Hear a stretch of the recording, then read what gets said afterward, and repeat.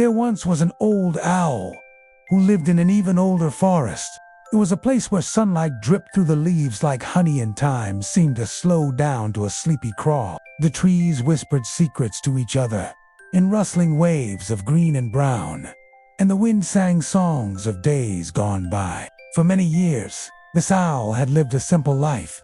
He would wake when the sun dipped low, stretching his wings and feathers until the forest floor pulsed with the beat of his heart. Then he would swoop and soar through the velvet sky, riding thermals that smelled of pine and loam and distant, faraway places.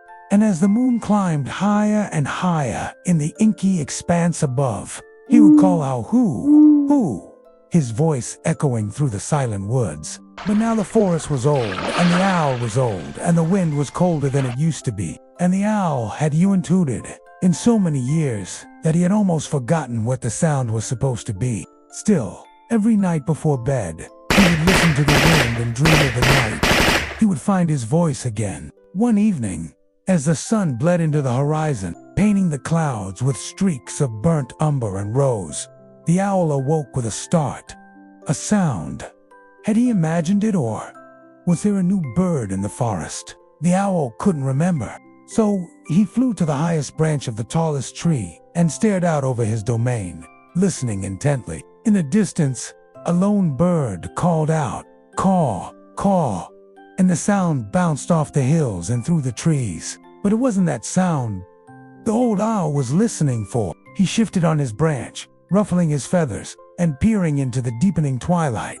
The forest was silent now, and the only sounds were the rustling leaves and the pounding of his own heart. Then he heard it again, a single, clear note that seemed to come from just beyond his sight. Crick, it went. Crick, and then silence again. The old owl blinked slowly, trying to place the sound. Where was it? Where was it? Where was it? Was it coming from the east or the west? From above or below? He strained to listen, and as he did, he felt a stirring deep inside him, something long forgotten, something that made his head feel fuzzy and warm. Was that the sound? Was that what he had been looking for all these years? He wanted to call out, to answer the call, but he couldn't remember what his voice sounded like, let alone how to use it. The song was in his heart, but the notes had become jumbled and lost. All he could manage was a croak. The sound died on his tongue and echoed faintly through the trees. From somewhere below, a small voice answered, "Tweet." And for a moment, the old owl felt a surge of hope. Someone else had answered his call. But it wasn't the sound he was looking for. Not quite. The little bird flew closer, tilting its head and staring at him with bright, curious eyes. "Who's there?" it asked.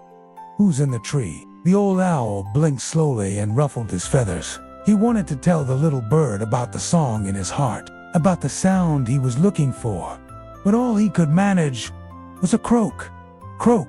The little bird cocked its head and stared at him for a long moment. Then it spread its wings and flew away. As the old owl watched it go, he felt a familiar ache in his chest. Would he ever find his voice again? Would he ever find the song he was looking for? As the first stars began to appear in the darkening sky, the owl settled down to sleep. He tucked his head under his wing and closed his eyes, listening to the wind as it rustled through the trees. "Crick, crick," it whispered. And then, just as the last sliver of sunlight slipped below the horizon, the old owl let out a tiny hoo.